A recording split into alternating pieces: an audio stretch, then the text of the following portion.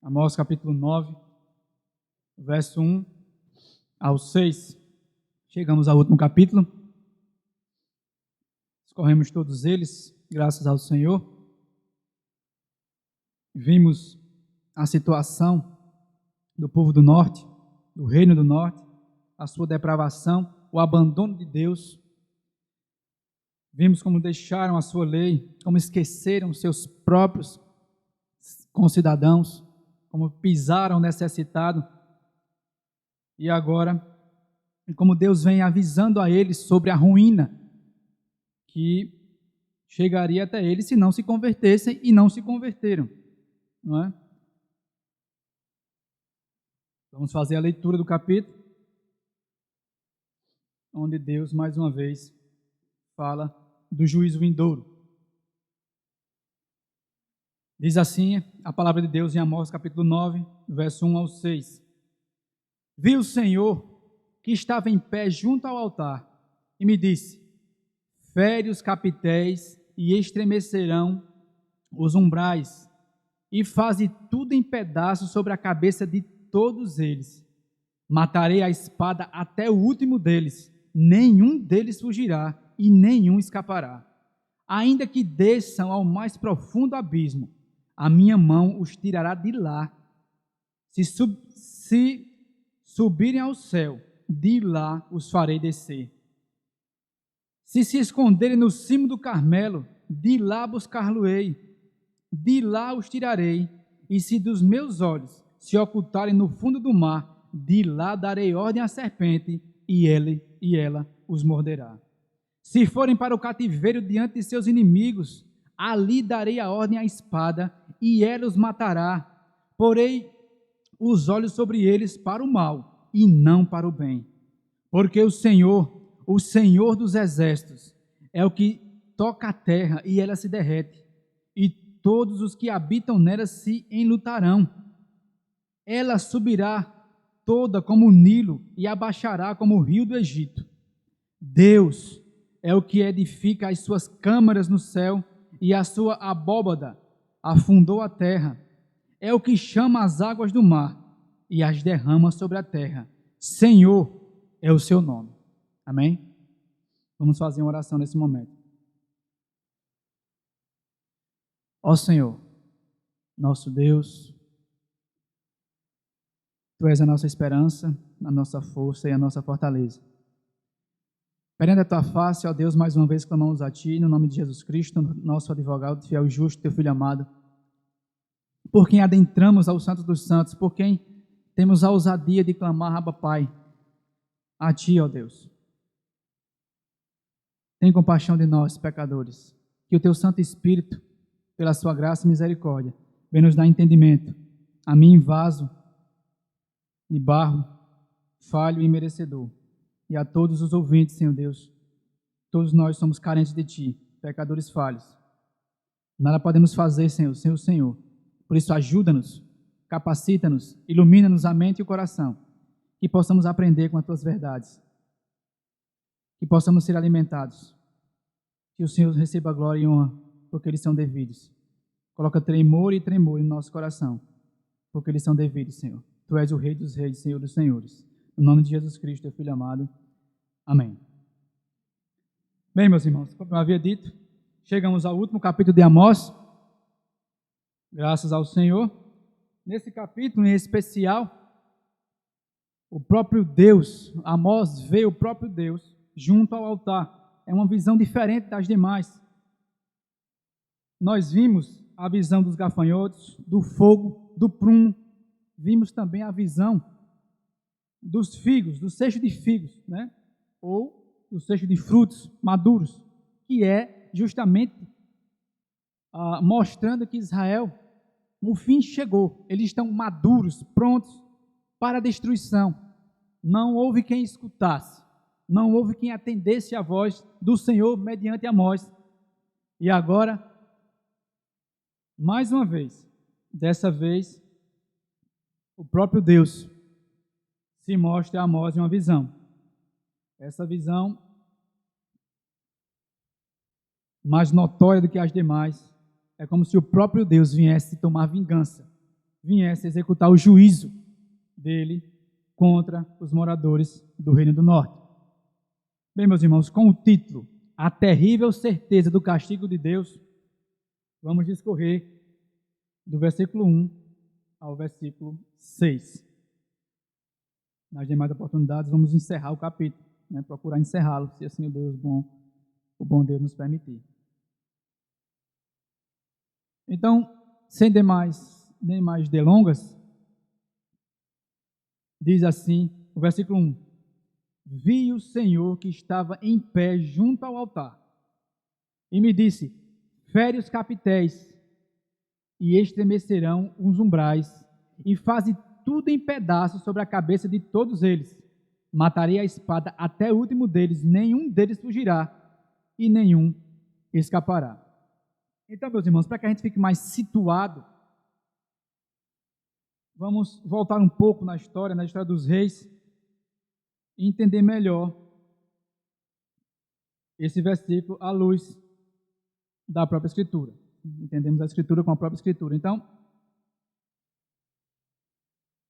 após Roboão responder insensatamente ao povo, desprezando o conselho dos anciãos, e dando ouvidos aos jovens insensatos, como está lá em 2 Crônicas, capítulo 10, do 1 ao 15, ocorre o que a Bíblia chama de o pecado de Jeroboão.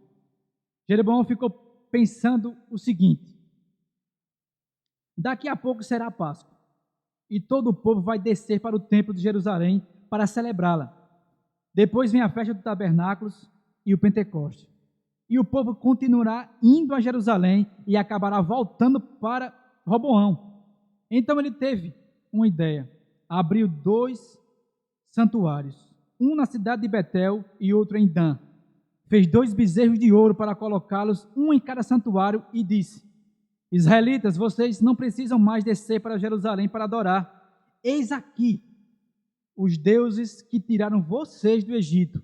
Podem adorar a Deus aqui em Betel e Dan, como está escrito em 1 Reis 12, do 25 ao 33, e 2 Reis 3, 3. Jeroboão também promoveu o santuário de Berseba, que fica mais ao sul.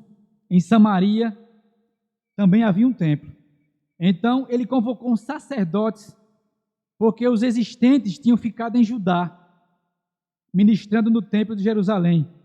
Jeroboão levantou sacerdote dentre o povo, contrariamente à lei de Deus, conforme 1 Reis 12, 31, 13 e 33.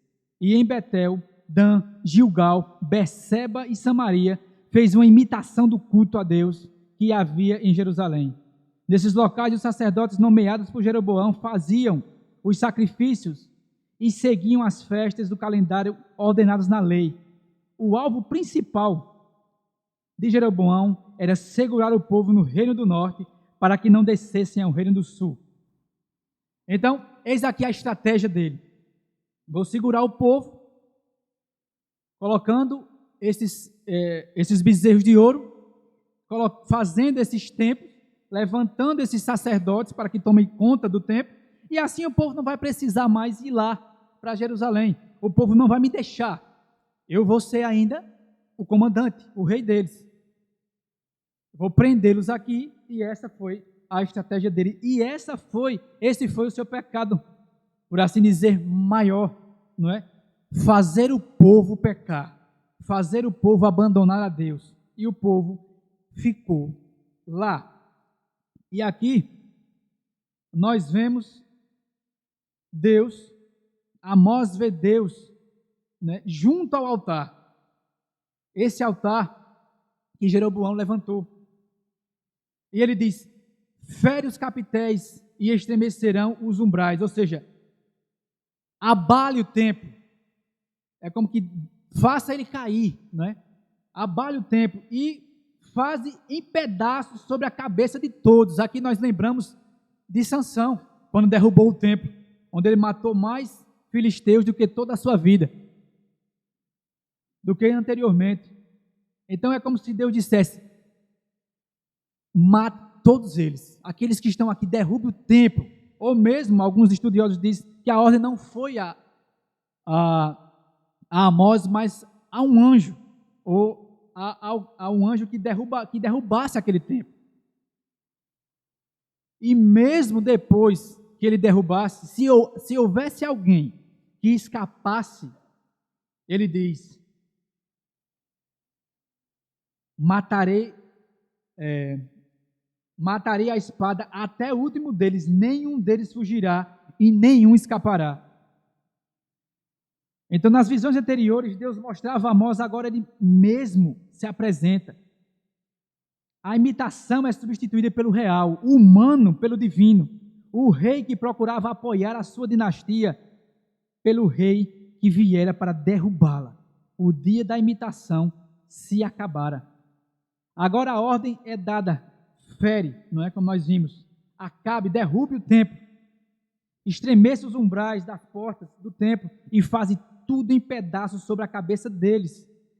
Derrube as portas da casa de Deus, dos pátios da casa, em sinal de que ele está saindo da casa de Deus, dos pátios da casa. Ou isso significa a destruição daqueles que, em primeiro lugar, deveriam ser como as ombreiras da nação para a sua defesa, de forma que, sendo elas derrubadas, ela se tornará como uma cidade sem portas de ferrolhos.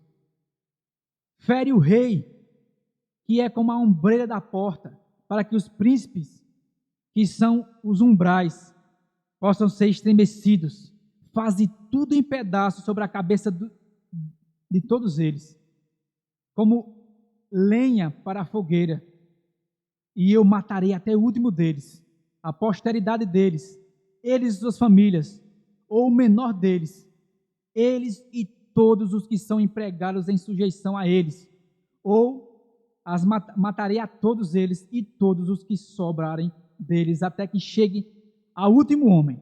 A matança será geral. Não há vida para aqueles a quem Deus disse: eu os matarei. Não há quem possa resistir diante da sua espada. Então, o juízo chegou.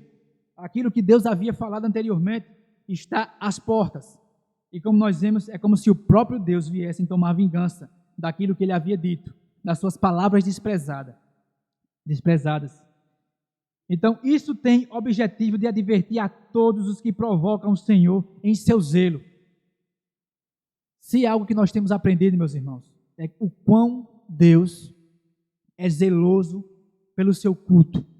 Jeroboão estragou, deturpou, virou ao avesso o culto a Deus. Não era culto aquilo que eles faziam, mas uma imitação. Eles seguiam os ritos, mas não era culto. Nós vemos que Deus não recebia nada anteriormente. Ele não recebia os cânticos, ele não recebia as ofertas, ele não recebia nada. Aquilo é tudo fajudo. Era uma mentira que estava acontecendo ali. Estavam imitando o verdadeiro.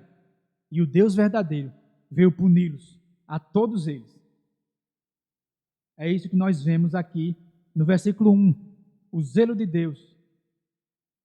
E algo bem notório nos nossos dias também, que é a questão que Deus é amor, né? A gente já havia falado sobre isso. Deus não faz tamanha barbaridade em nome do seu culto.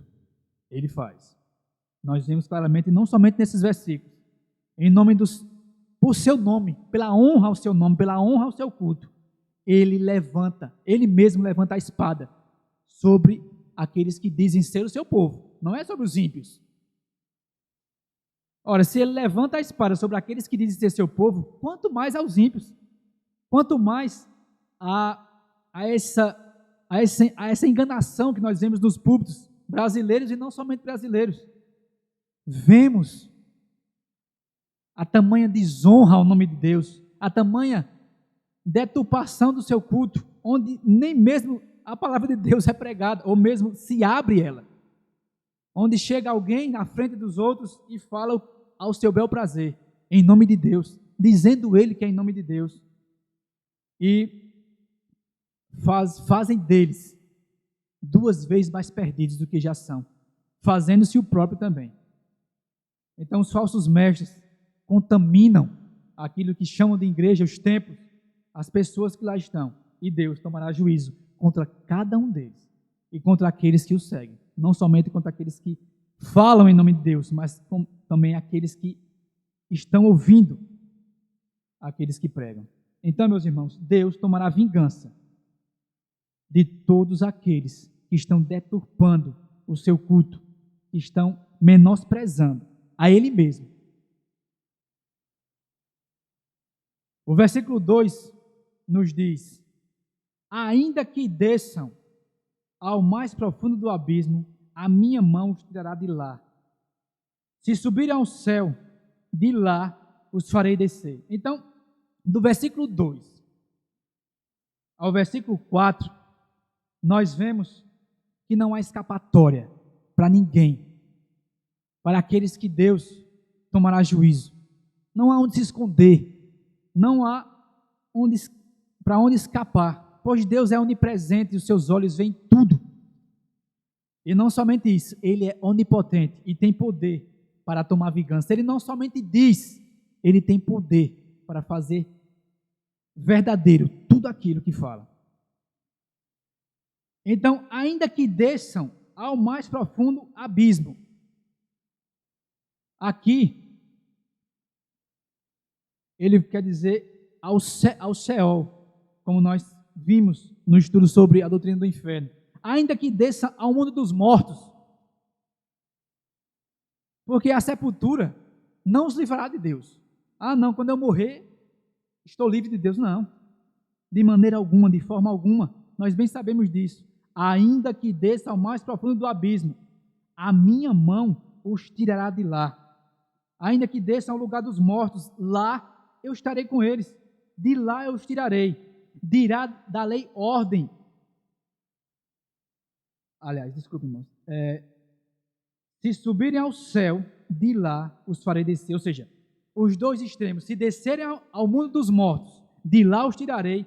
E se fizerem a proeza de subirem aos céus, de lá os farei descer. Então não há refúgio, primeiramente, sobrenatural. Porque os homens não conseguirão se esconder no Sheol, o lugar dos mortos, nem no céu, a habitação de Deus. A onipresença de Deus é uma verdade consoladora para nós, aqueles que o temem.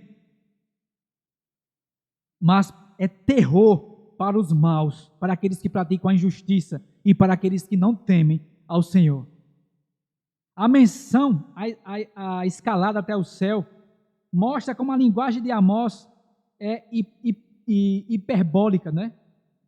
Se os israelitas fugirem, se conseguirem fazer o impossível, que é ascender ao domínio celeste, o lar do sol, das estrelas e dos planetas, Deus, que fez as Pleiades e o Órion, conforme nós podemos ler em Amós capítulo 5, 8, Ele está lá, a fim de arrastá-los de volta à terra para o juízo que merecem.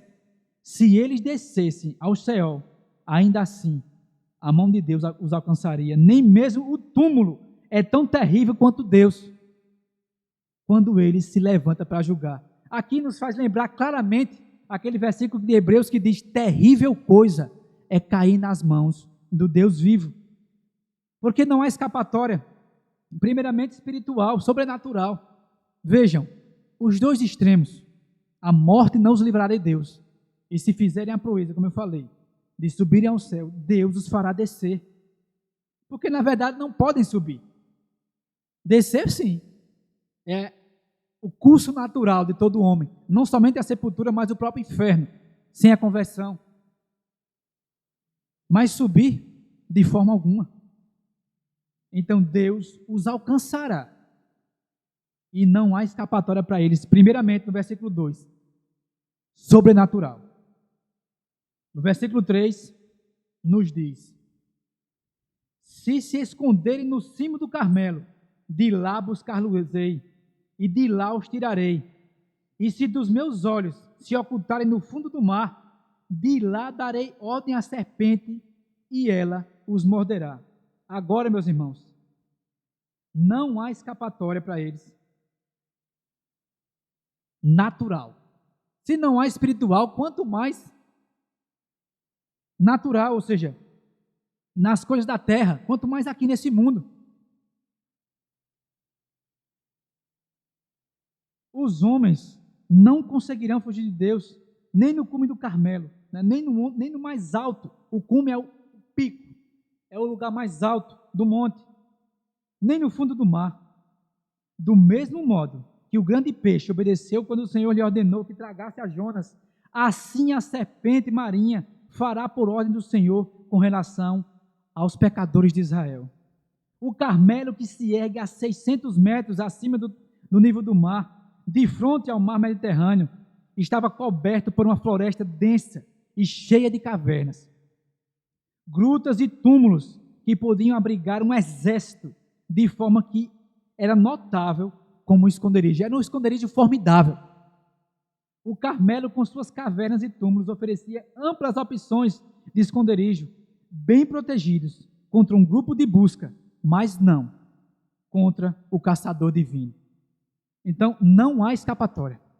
Não há escapatória espiritual, não há escapatória natural. Eles não podem se esconder. Ninguém pode se esconder do terrível Senhor que vingará.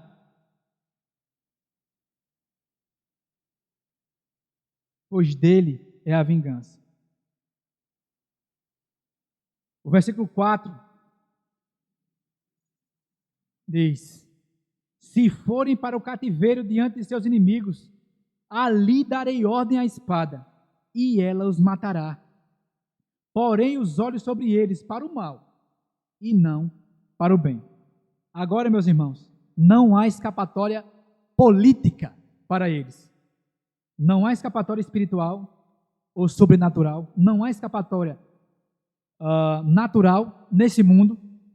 E isso está incluído também nessa questão política, porque eles ainda estão aqui. Então, mesmo que fujam para uma nação distante, mesmo que sejam deportados, como foram, eles não vão escapar, porque a espada os consumirá lá. Ah, não, vamos ser escravos aqui, vamos viver a pão e água, vamos sofrer, mas não vamos morrer. Não, Deus fará a espada alcançá-los lá, porque o povo que veio para dominá-los, para exercer juízo sobre eles, é o povo que Deus mandou. Foi Deus que mandou o povo para lá. Então não há escapatória política para eles.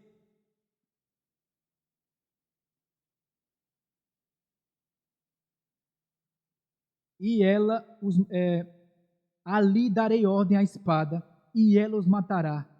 Porei os meus olhos sobre eles para o mal, e não para o bem. Então, quando ele diz, porei os meus olhos sobre eles para o mal, quando se refere a Deus, no Antigo Testamento, essa expressão sempre traz a ideia de proteção. Os olhos do Senhor estão sobre os justos, e seus ouvidos atentos ao seu clamor, conforme está lá em Salmos 34, 15.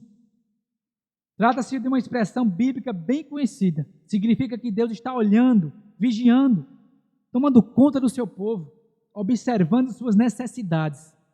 Essa mesma expressão aparece aqui em Amós, mas com uma inversão de sentido. Não é o Deus que vai cuidar daquelas pessoas, mas é o Deus que vai fazer com que o mal venha sobre elas. Porei os meus olhos sobre eles para o mal e não para o bem. O Deus que antes olhava com benevolência, com cuidado para suprir as necessidades do povo, é o mesmo Deus que agora vai olhar procurando a hora certa e a forma apropriada de trazer o mal sobre eles. Portanto, meus irmãos, fica óbvio, pelo contexto, que o mal, que o versículo 4 fala, é o juízo de Deus. Quando o texto diz que Deus porá os olhos sobre os israelitas para lhes fazer mal e não bem, o mal aqui é o juízo, e o bem seriam as bênçãos materiais, a libertação, a vitória. É importante destacar isso porque algumas pessoas pegam passagens como essa e dizem, olha, o texto está dizendo que Deus é o autor do mal. Né? Isso permeia os nossos dias. No entanto, estamos falando de dois males diferentes. Deus é o autor do mal no sentido castigo, mas não no mal do pecado, no mal como pecado e princípios, pois desse tipo de mal, Deus não é o autor. Então, Deus seria, nesse sentido, ele seria o autor do pecado, né? O mal sobre a humanidade, o mal que permeia a humanidade. Não. Ele é autor do mal no sentido de trazer a calamidade como forma de castigo, como ele está trazendo aqui e como nós vemos em toda a Bíblia, com aqueles que desobedecem a sua palavra. Então Deus não é o autor do mal moral, e sim do mal circunstancial. Ou seja, aqui o castigo que virá sobre o reino do norte. Então, primeiro, Deus agora, no versículo 1, se apresentando diante de Amós, e falando que, como que ele derrubasse o templo, para que não houvesse sobreviventes, e aqueles que forem sobrevivessem, ele traria a espada sobre eles, pois nenhum ficaria. Vemos que não temos escapatória, ou seja, o ímpio, o desobediente, aquele que faz de menos de Deus, que não quer saber da sua voz, como eles que viraram as costas para Deus, não há escapatória para eles, em canto algum, nem nos céus, nem no inferno, ou na sepultura, né, no Sheol, nem nos montes, nem na água, nem em canto algum, porque em todos esses lugares Deus está, e os seus olhos estão fixos sobre todos. Não há ninguém que consiga se esconder desses olhos terríveis do Senhor.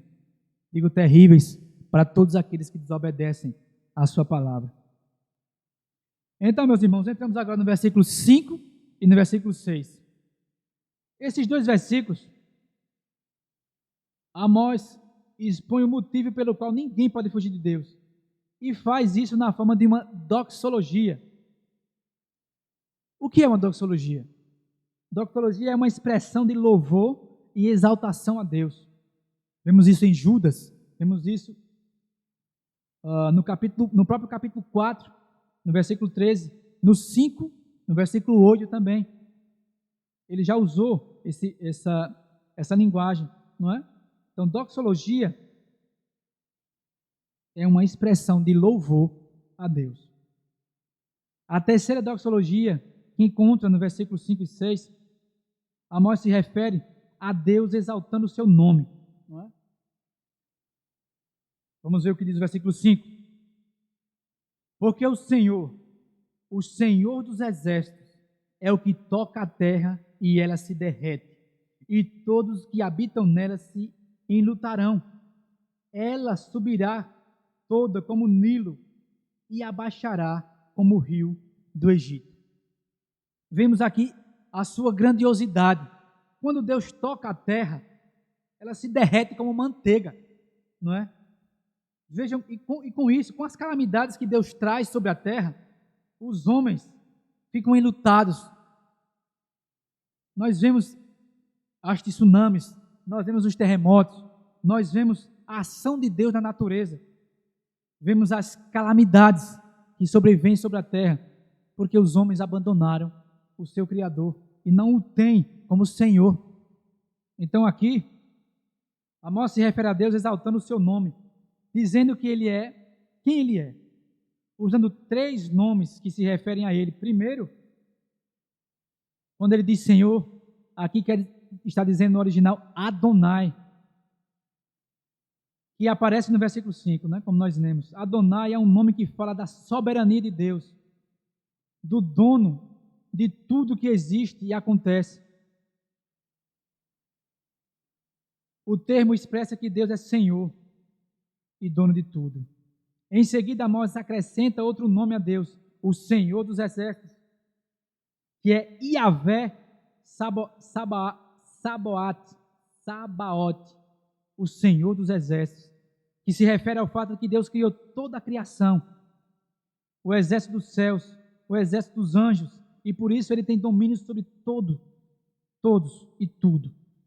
E finalmente, meus irmãos, no versículo 6 que nós lemos agora, então aqui vemos o seu poder sobre a terra, como Ele age, e como nós, os moradores da terra, ficamos enlutados, né? Mas aqueles que conhecem a Deus sabem muito bem o motivo de tais calamidades.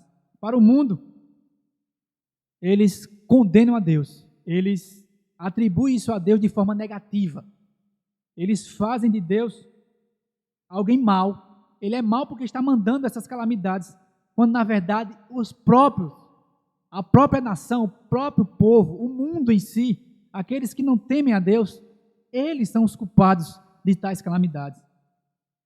O nosso pecado é a fonte de todo o mal que sobrevém sobre nós. Isso nos faz lembrar de Romanos capítulo 8. O versículo 6 nos diz, para encerrarmos a exposição: Deus é o que edifica as suas câmaras no céu, e a sua abóbada fundou na terra. É o que chama as águas do mar e as derrama sobre a terra. Senhor é o seu nome.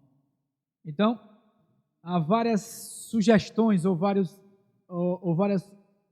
estudiosos falando de algumas formas sobre esse versículo.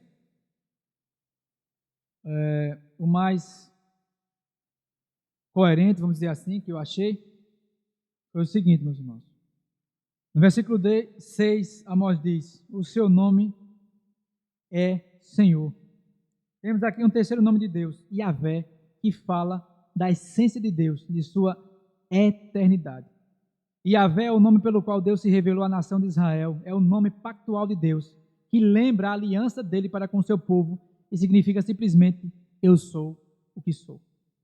Então, só para fechar o versículo 5, antes de ir para o 6, quando ele diz: se levanta como o Nilo e diminui como o Nilo do Egito, o profeta está dizendo que, da mesma forma que o rio Nilo, conhecido por suas enchentes, transborda e trazia destruição sobre as cidades ribeirinhas, suas águas também baixam e às vezes ele ficava seco, trazendo grande desgraça para o Egito também, porque dependiam do rio, não é?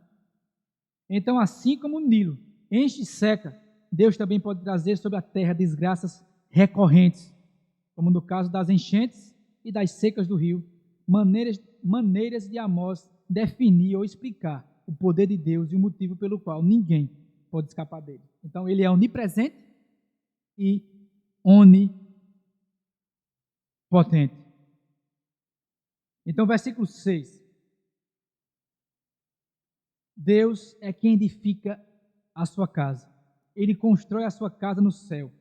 A abóbada, que é um arco arredondado, ele coloca em cima da sua casa no céu. Isso nos lembra o arco. Mas seu fundamento está firmado sobre a terra. Ou seja, a casa de Deus está nos céus, mas é sustentada por um fundamento que vem da terra. O que significa? Significa que Deus habita acima de nós, que Ele habita num local majestoso e que Ele tem domínio sobre o céu e sobre a terra. Ele domina sobre tudo.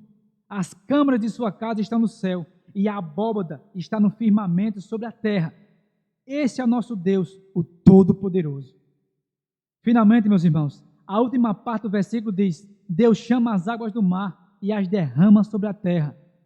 Aquilo que chamamos de evaporação e formação de nuvens para chuvas, ciclo por meio do qual a água do mar evapora, forma nuvens e depois cai sobre a terra, é o processo natural pelo qual as chuvas acontecem.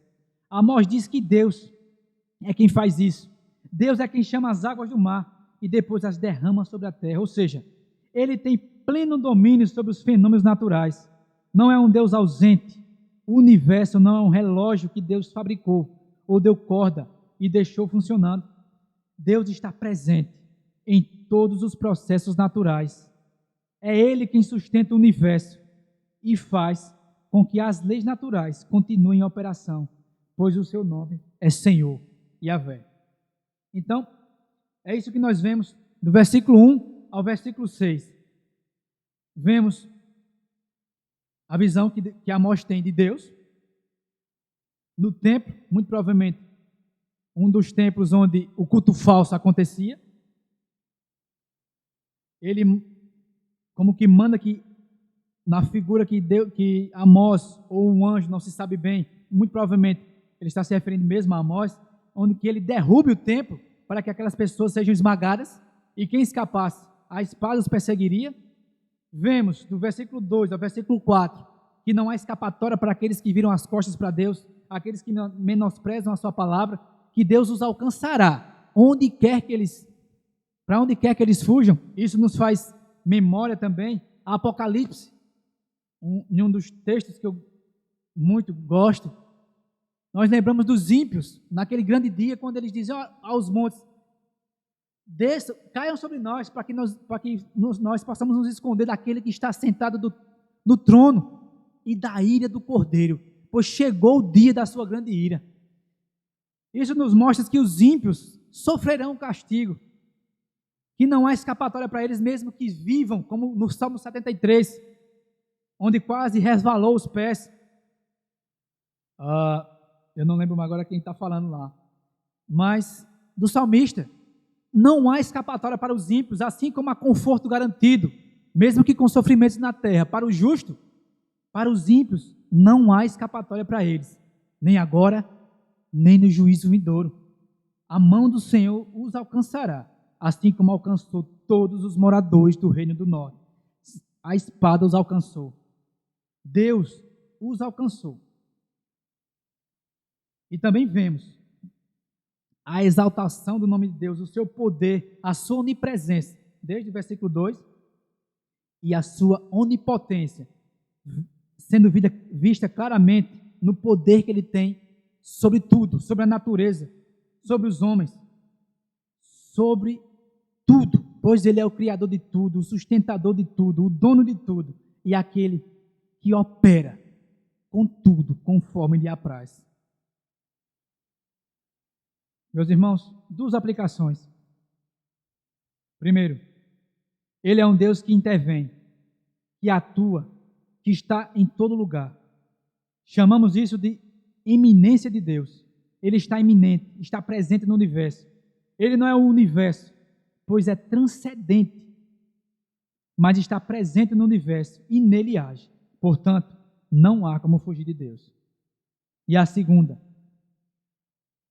aplicação para nós é que o único refúgio que temos é o Senhor Jesus Cristo. Não existe outro lugar onde alguém possa se esconder de Deus, a não ser a sombra da cruz do Calvário, pois ali o Senhor Jesus suportou toda essa ira, a ira de Deus. Ali ele bebeu até a última gota do cálice da ira do Senhor. Ali suportou o juízo de Deus por nós. Portanto, tudo isso que está sendo dito em Amós sobre a ira de Deus, Cristo, em nosso lugar, suportou. A morte, a destruição, o derramar da ira de Deus, tudo isso ele suportou como nosso representante. Assim, é somente na cruz de Cristo que podemos encontrar abrigo contra a ira vindoura de Deus, a sua onipresença e a sua onipotência. Que Deus nos ajude, meus irmãos, e nos mostre que não basta apenas conhecermos a verdade, mas que precisamos viver essa verdade. Que Ele nos mostre que não basta apenas insistir no culto, que não basta apenas insistir num culto que esteja de acordo com os padrões da palavra de Deus, mas que devemos cultuá-lo com o espírito reto e pelas razões corretas. Que não sejamos pessoas que fingem ser crentes, enquanto o coração de fato está em outro lugar. Porque se formos assim, Deus virá atrás de nós. Ele é tudo. Ele tudo vê e virá atrás de nós. Por isso, Amós diz, em Amós 4,12, prepara-te para encontrares com teu Deus. Amém?